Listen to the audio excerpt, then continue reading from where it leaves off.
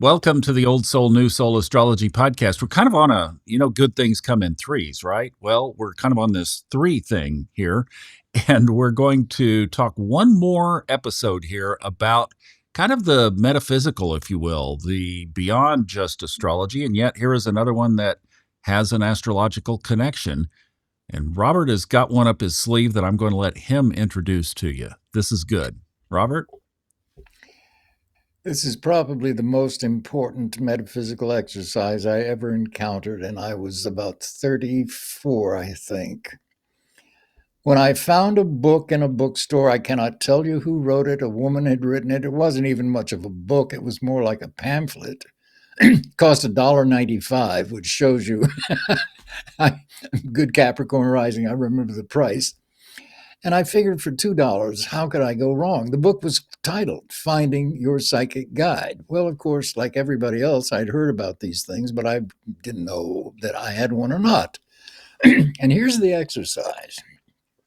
And for me, it's been hugely important for a number of reasons, which I think you'll see and realize as I go through.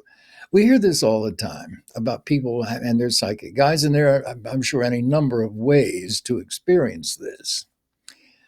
This is mine from this booklet. She suggested if there was a place that you liked to go when you were a little boy or a little girl, to be alone. And if it was in nature, so much the better. Then visualize that place. Now, it could be a room, maybe your bedroom in the house. If it's an interior situation where you like to go to be alone, maybe there's a window in the house that you could, or in that interior, that you could look out into nature. Well, I'm reading this and thinking, well, there was a place. It was a pond on a remote farm, big farm, way back in the woods that nobody really knew about. And I would go on my bicycle and put my bicycle under the barbed wire fence that surrounded the farm, go way back in these woods to this pond. And there were a bunch of pine trees. Now, you see already I'm describing what I was recreating in my mind. I could see the pond. I could see the pine trees. And in fact, there was one pine tree that I sat at the base of, not far from the pond, so I could look at the pond. And you recreate this in as much detail as you can. So I could see the reeds and the plants that surrounded the water of the pond. I could see the pine trees and realize they had these roots that went deep into the earth, and all of their branches connected with each other, and there was a breeze so that these pine trees could talk with each other. And I could pick up a pine cone and feel it, and the ground was covered with pine needles. And then she says, is it day or night? Is it hot or cold? Is it wet or dry? So you let yourself spend some time recreating in as much detail as you can this place that you liked to go, to be alone when you were a kid. And then, if there are any critters or animals in that setting that could harm you or bite you, tell them to go in peace, and they will.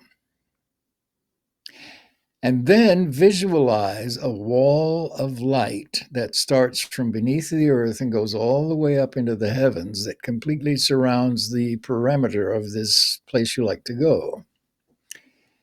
And in that wall of light, imagine a door, and only you have the key to the door.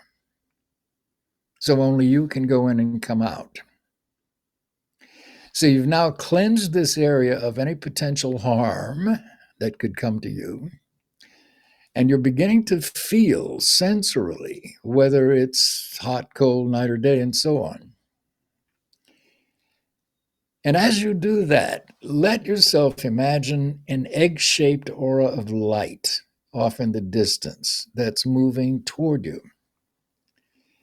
And as it gets closer, you may be able to see whether it's a man or a woman. And when it finally gets close enough, this aura of light, wipe the light away from its face. And if it's a pleasing face, ask it its name. And if it's a frightening face or an ugly face, tell it to go in peace and it will. So I did this and I wiped the light away from the face. It was a very pleasing face. An old man in a white beard. Now I'm looking at myself all these many years later. And I asked him his name. And he said, John. And skeptic that I am, the very first question I posed to John was, are you me or are you some entity? And he smiled and said, no, I'm you. But I am also greater than you. So I immediately understood what this was, this experience and this phenomenon. This is not some entity coming to possess me. This is a part of myself, but it's greater than I am. So I began to have conversations with this figure of John, in fact, testing John, asking him questions. And he began to, this was the very first thing I did, very childish and very silly. But he made a little prediction that first night that he said, this will happen in 3 days. And it did. So when I got back in there the next time, he explained to me, look, telling fortunes is not really what I'm here for, but so and so and so forth. So over the years, uh, when I first got in touch with this, I really would go in there every night before going to sleep and experience these things and talk with this figure. And then, of course, real life intervened, and I didn't do it for a while. I got involved in other things for probably 3 or 4 months. And then when I did go back in to visit John once again, I was all apologetic that I had been ignoring him and yada. And when I finally shut up, John smiled and said, this is not a business appointment. We have no schedule. There's no requirements for you have to be here at a certain time or place. None of that. And by the way, Bob, do you not think that I also have other things to do? And I thought, oh, okay, got it. So that became my experience of this. And then after 2 or 3 years of going in and not going in and having conversations and not with this John figure, I got in there one night and we were sitting on a log, really, that was kind of on the banks of this pond. And he said, how would you like to meet my higher self? And I thought, oh, what's that? And he said, take my hand, which I did. And we just began to rise up over the earth and flew all the way halfway around the world in the middle of the night over into the Himalayas and down into the Himalayas, where I was introduced to John's higher self, which I understood as being yet another greater area of consciousness. That's all. These are not entities. And then, most remarkably, after I'd been doing this for probably 3 or 4 years, I got in there one night and John said, do you remember when you and your friend Arthur were 13 years old and you were both photographers and there had been an ice storm, a snowstorm, and you and he got your cameras and you came out to this pond to take some photographs of the frozen pond and the ice and the snow? Do you remember that? Which I did. And he said, do you remember the photograph you got of the white stallion standing on the frozen pond? And I did remember. And John said, that was me. I've been with you since then. And it blows me away still to say it and share it with you. So this has been one of the most enriching. Now, this is all taking place in my head. There's no way that anybody can prove or disprove really any of this. But it was an exercise from that $1.95 book and a lifetime experience that I still go to this pond anytime I wish. I don't have to even work at it anymore. It's instantaneous now because I'm so habituated to it. But it's remarkable the sorts of insights and love and assistance that you can get from establishing this. Now, in your horoscope, in anybody's horoscope, higher guides are shown at the ninth house. This is the house that rules, quote unquote, higher learning. It's also higher communications. Routine communications are ruled at the third house.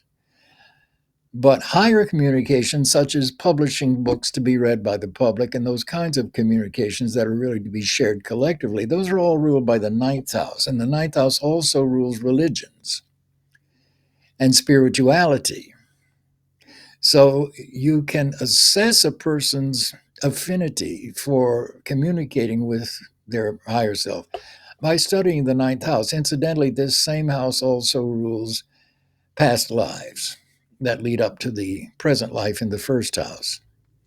That's a study for another day, but this ninth house is loaded with this sort of information that if you study the ninth house according to the sign on the cusp and the planet that rules that sign and the placements of planets in the ninth house and their aspects and so on, you can begin to get a very clear understanding of how to contact and communicate these greater levels of information that are available to everybody. And I would suggest you do what I did. It cost me $1.95, less than $2. Try this information about going to the place where you used to go to be alone when you were a child and see what you get. And this podcast is free. So it didn't even cost you $1.95. Such a Thank bargain. Thank you for passing that on. And I think that's part of this is when you receive information like this and it changes your life, then you're able to forward it on, and you just did to a lot of people. So thank you for that.